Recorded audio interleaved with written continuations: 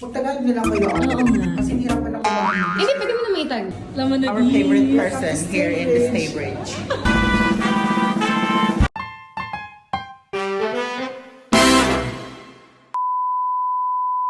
Hello, maupay nga adlaw haiyong nga tanan. Ngayong araw na to, meron na naman kaming ganap. Birthday kasi ngayon ni Ace, kaya as usual mag-hotel na naman kami. Pag ganito kasing may mga celebration, nagbubuk talaga kami ng hotel.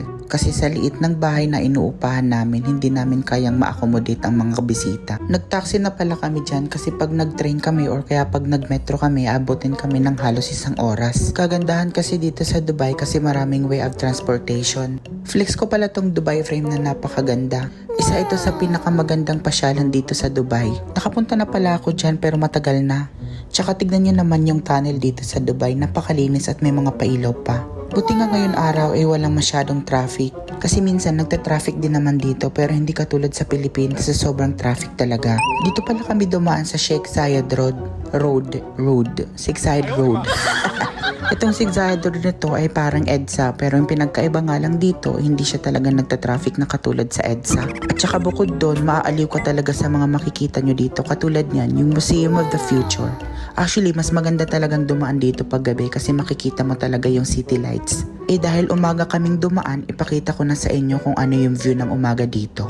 So dito mo rin makikita yung mga nagtataasan at nagtatayugan ng mga building dito. Kaya isa to sa pinakasikat na spot dito sa Dubai. Kasi bukod sa bihira lang mag-traffic dito, you can also witness the beautiful skyscraper in this area. Bukod doon, matatanong mo rin dito ang pinakamataas na building sa buong mundo, ang Burj Khalifa. Sa tinagal-tagal ko dito at sa lapit ng trabaho ko dyan, hindi pa ako nakakapasok dyan for some reasons. Una is takot din talaga ako sa heights. Pangalawa, bihira lang kasi magka-off kaya minsan wala na talagang time mamasyal pa. Pero soon mapapasok ko rin yan. So nandito na pala kami sa area kung saan yung hotel kami mag-check-in.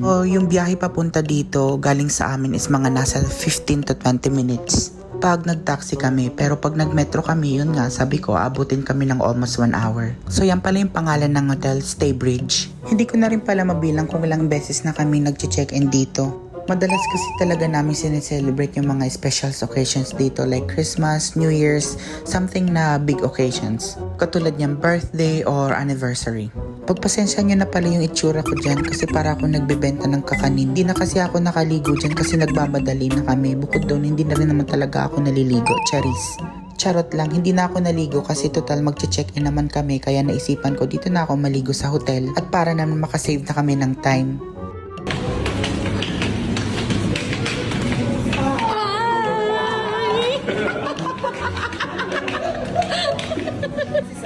Yes. Laman na Our favorite person here in the Stay Bridge. birthday to you. Happy birthday to you. Happy birthday. Happy birthday. Happy birthday to you. Diba atake sila, super pa-surprise pa silang ganun sa amin. Kaya naman thank you very much guys for your effort. After that, nag-check-in na kami at saka meet Ate Maureen. Pinsan pala siya ni Ace, kaya malakas talaga ang kapit namin dito, charot. Pero sa totoo lang, siya talaga yung punong abala every time na nag-check-in kami dito sa hotel. She always makes sure that we have a wonderful stay every time that we are here in the hotel. Besides that, we always get upgraded. Kaya thank you very much Ate Maureen from the bottom of our hearts. Kaya we're always comfortable every time na nandito kami sa hotel. Tas besides that, kilala na rin kami ng mga staff dito. Kaya dahil dyan, thank you very much. So hi guys, we just arrived here at the hotel and we get our key card and this is the lobby of the hotel. We are in a 20 floor. So come here. I'm gonna Magtagalog na lang kayo. Oo nga. Kasi hirapan ako mag-English. Hindi, pwede mo na maitag. Oo. So, I'm gonna show you around our room, yung na-book namin. Actually, we've been upgraded. We booked for like, ano yung na-book natin? A standard room. Standard room, but as for 2 beds. Ay, hindi. Dito pala. So, ito yung room namin. 2004, we're na 28th floor. So, this is how it works.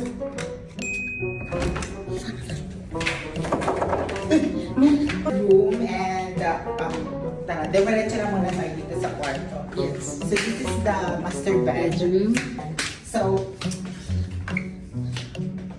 as you can see, we have a little bit of setup here. Because as we said, it's his birthday. So we set up the room for a small birthday Celebration. celebration or something. So ito yung room, sinet up nila. Besides that, the view of headset. So may later, magganyan-ganyan lang kami dito.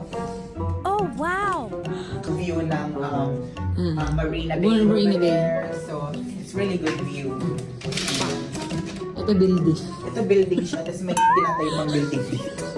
Tapos meron din sila mga cabinet here. It's just a one night stay, so It's something that... it's something that you get used to it. So this is the second room. Yes. Beshi, pakita mo na. So ito pala yung gusto kong ipakita sa inyo. So every time na nagbubook kami dito sa Staybridge or anything that IHG Part of it. they're going to welcome you with a message. So I'm gonna read it for you guys. So welcome. Dear Elsa, Dear Elsa, welcome to Staybridge, sweet Dubai Internet City. Yes. Every component of your suite was designed to make you feel right at home. Correct. Our public areas were also designed to feel like natural extension of your living room. So please feel free to explore and enjoy these spaces. Wishing you a very pleasant stay. Claudio Ferreira, Guest Experience Manager. Shout out for the Guest Experience Manager for giving this to us. So, Nene, Yes. this is our balcony. Mm. So, come on. Come on. Ang init! This is the balcony pero para siyang sauna sa sobrang init. So, as you can see, as I said, we are in the Marina Bay Marina Bay. side. And this is the road, of course. Medyo yung metro yung Iglabo. This area is very accessible as well kasi malapit lang siya sa metro station. Which is the Exactly. nearest metro station here is Internet City. Internet City. So, let's go. Ang init. Clean, of course. The yes. sense is so good. It's giving. You can really feel that it's so Who's clean high? and everything. So since I have amenities. amenities, they have like dental kit, comb, and shaver, and sanitary bar and everything. Anything you need is here complete. And sa ano natin, sa living area natin. Yes. Meron din silang ganito. If you want to make your hair dry, so they have an in-house hair dryer. Yes, that's a powder room. This is the powder room. Yes. Dahil gusto ko rin to. So, as I said, I like Para this siyang kind of- ceramic na Exactly, ano, like it's yeah. very good. If I can just bring it home, I will. This is the Living room. living area. Just or you can just mold it like that. Or you can just walk like this. And in here. The sofa bed. This is sofa bed actually. So at night, it can transform to be a bed. Bed. Na ano siya, nagiging bed siya kasi sofa bed nga, di ba? So merong access from the room, but you can also go out from the here. balcony Yeah. from the living area. Living area. And this is the kitchen.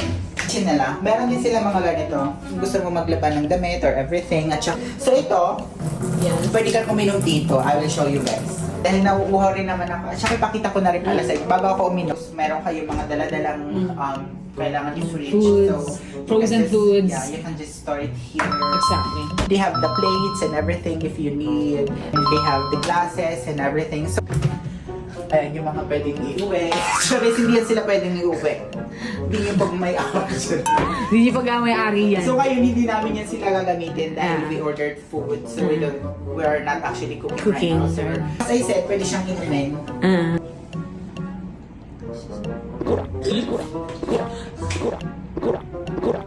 Tapos ang tipo.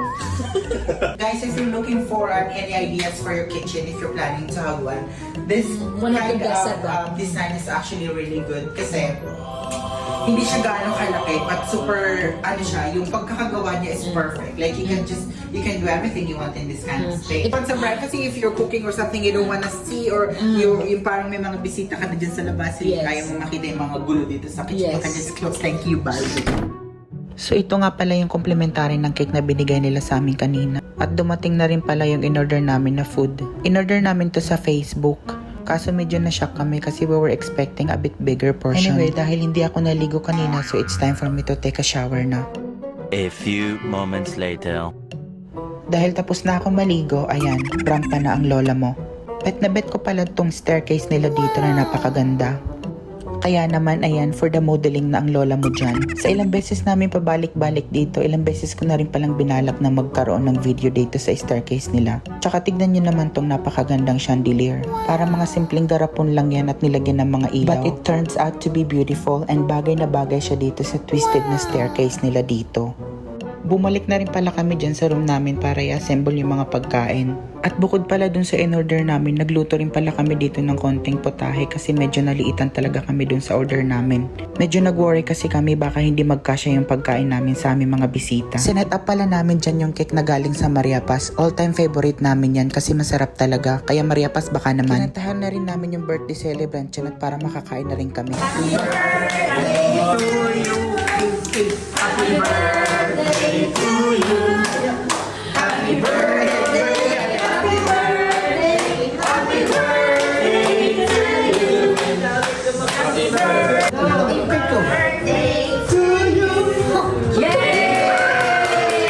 Sa mga oras na yan, gutom na talaga ako kaya super excited na akong kumain. Yan na pala yung mga foods namin. Ayan yung cake na galing sa Maria Paz na napakasarap. Meron din pala kami dyan buffalo chicken wings, pizza, meron din gulay, lumpia, marami pang iba. Natuwa pala kami kasi kasya naman pala yung food sa amin. Raw VTR.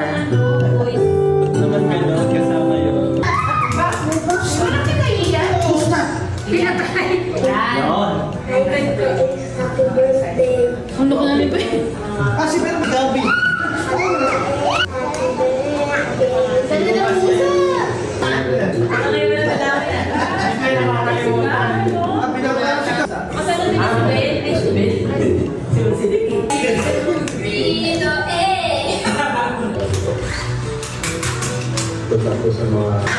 Sobrang kilis eh. Wish ko lang sa'yo on your birthday. Sana hindi ka magsawang magmahal sa aming bunsong kapatid na si Elsa. At sana habaan mo ang pasensya mo sa kanya. Jessica Sanchez. And, Baliktad yung hibaan yung pasit. wala na namin naman, di ba? Ang baby from you guys. Na yan. Si Dylan tsaka si Sugar. Pa-shoutout. And Day. Happy birthday!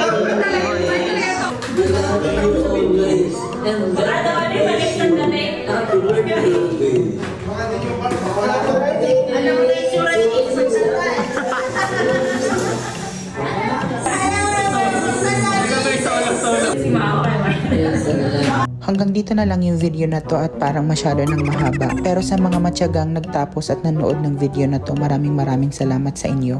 Pero may part 2 pa to, pero susunod na. Bye!